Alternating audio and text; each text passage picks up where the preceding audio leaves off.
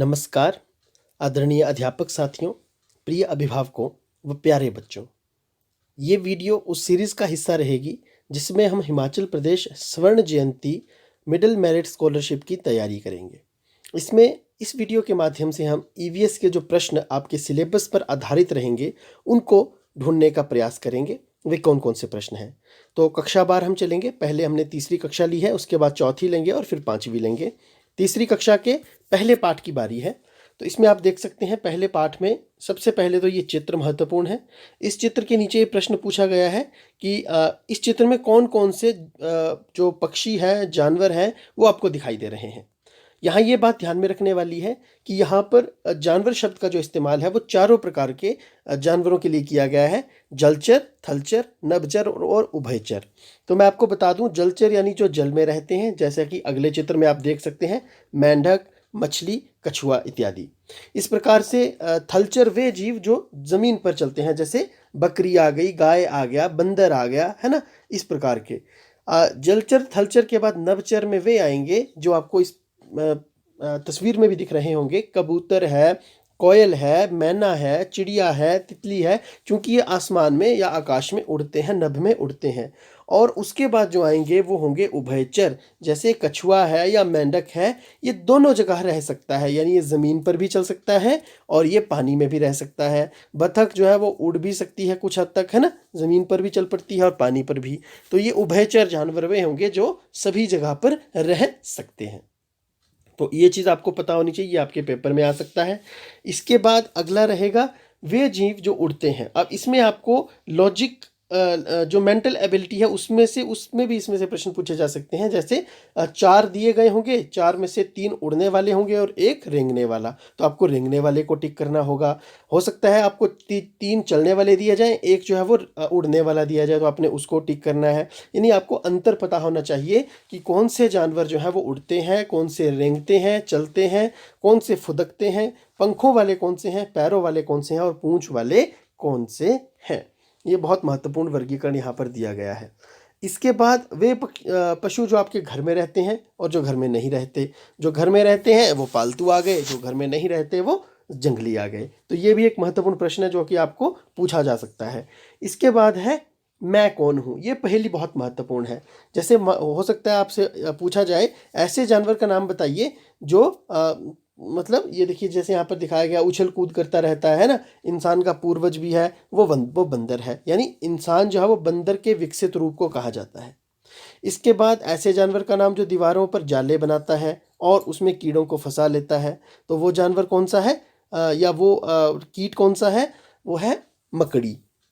अब रात को जागने वाले जानवर का नाम उल्लू है। टर करता है, पानी में फुदक फुदक कर जाता है, उभयचर है, वो कौन होगा? मेंढक होगा। उसके बाद बारिश में नजर आता है, पाँव नहीं है और रेंगता हुआ जाता है, वो कौन है? केंचुआ है। अब केंचुए का एक और प्रश्न बनता है कि किसान का मित्र किसे कहते हैं, तो आप ये उत्तर भी दे सकते हैं, किसे कहते हैं? केंचुए को किसान का मित्र भी कहा जाता है। इसके बाद धीमी चाल से चलता है, फिर भी दौड़ में जीत जाता है। ये जो है ये खरगोश और कछुआ नामक एक कहानी जो पंचतंत्र में बताई गई है वहां से ली गई है पहेली। तो इसमें कछुआ इसका उत्तर रहेगा। अब कछुआ जो है वो सबसे ज़्यादा आयु वाला इसमें जीव भी है। सबसे ज़्यादा उम्र जो है वो यदि किसी की है तो वो कछुए की होती है। इस प्रकार से अब आपसे ये पूछा जा सकता है कि पंचतंत्र जो कहानियां हैं वो किन पर आधारित हैं? वो जीव जंतुओं, पशु पक्षियों पर आधारित हैं, उनको पात्र बनाया गया है। एक और प्रश्न जो बहुत महत्वपूर्ण है कि पंचतंत्र किसने लिखी है, तो वो है विष्णु शर्मा ने, यानी पंडित विष्णु शर्मा इसके लेखक हैं। ये महत्वपूर्ण प्रश्न है जो आपको पेपरों में आ सकते हैं, मैं उनका ही जिक्र यहाँ पर कर रहा हूँ।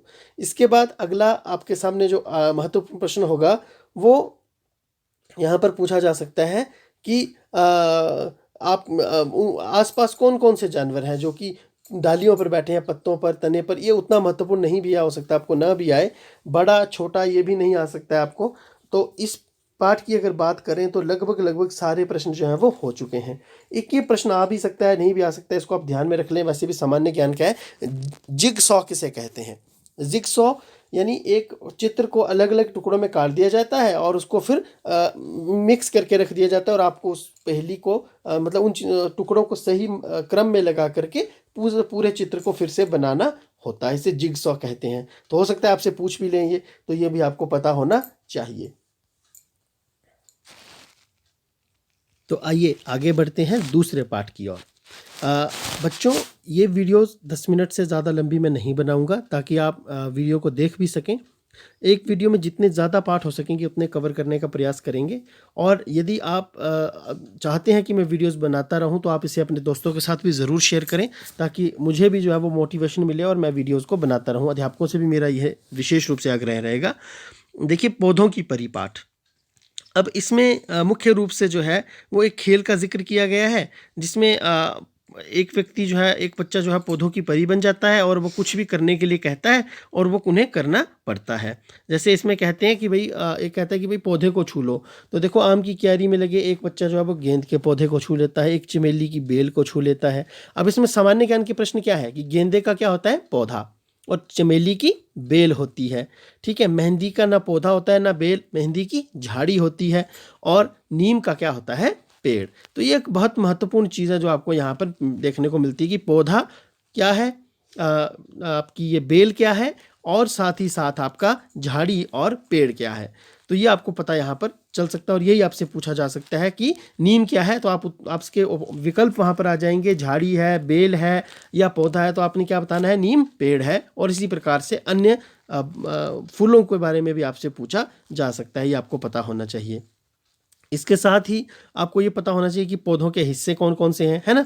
जड़ है, तना है, टहनी है, पत्ते हैं, इस प्रकार से आपको पता होना चाहिए, ताकि उसको भी आप अच्छे से वर्गीकरण करके वहाँ पर आपको सवालों के जवाब आप दे सकें। अब यहाँ एक खेल खेला गया और कहा गया कि आप पत्तों को उठाकर लाएं जो नीचे गिरे हुए हैं। तो देखिए, अलग अलग प्रकार के पत्ते आए हैं। अब यहाँ सबसे महत्वपूर्ण प्रश्न ये बनता है कि पत्तों का रंग हरा क्यों होता है, तो ये क्लोरोफिल के कारण होता है।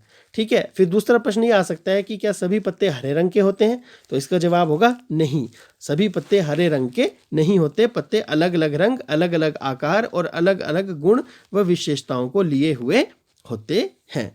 अब इसके साथ ही एक पहेली यहाँ पर दी गई, कविता दी गई है। अब इस कविता से भी आप बहुत से प्रश्न जो है निकाल सकते हैं कि पत्ते किस तरह के होते हैं, है ना। कुछ पत्ते जो है वो हाथी के कान के जैसे होते हैं, ठीक है, कुछ मुड़े हुए होते हैं, और सुबह सुबह जो पत्तों पर आपको पानी की बूंदें दिखाई देती हैं। उन्हें क्या कहते हैं, उन्हें कहते हैं ओस।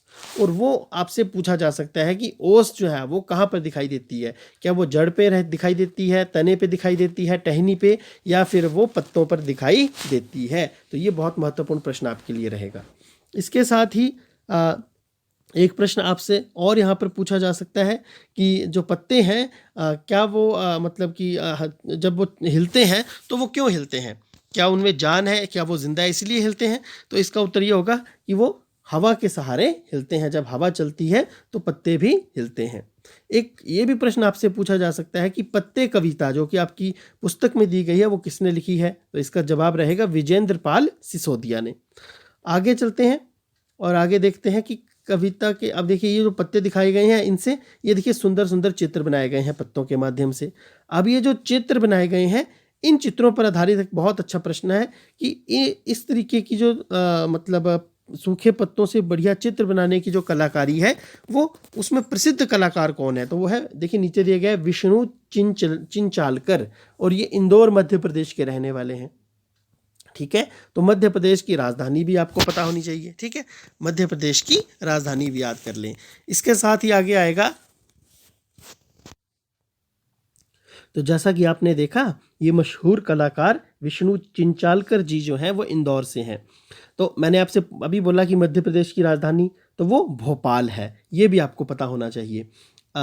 वैसे तो आपको सभी राज्यों की राजधानी पता होनी चाहिए, लेकिन ये मुख्य है जो आपकी पाठ्य पुस्तक में जिनका जिक्र किया गया है, तो इनके पूछा जाना लाजमी बनता है। जो भी पेपर सेट करने वाले होंगे वो भी इस पुस्तक के माध्यम से ही पेपर सेट करेंगे, तो उनके दिमाग में बाकी राज्यों की अपेक्षा मध्य प्रदेश जो है वो ज़्यादा आएगा। आगे चलते हैं और देखते हैं कोई और महत्वपूर्ण प्रश्न यदि इसमें हो तो वो मैं आपको बताऊंगा। इसमें जो है वो क्या पेड़ फूल या फल देते हैं, तो आपको फूलों और फलों के बारे में भी पूछा जा सकता है, वो मैंने आपको ऊपर ही बता दिया। इसमें कुछ खास प्रश्न जो है वो और बनता हुआ यहाँ पर नहीं देखा जा सकता। तो हम आगे अगले पाठ की ओर चलेंगे।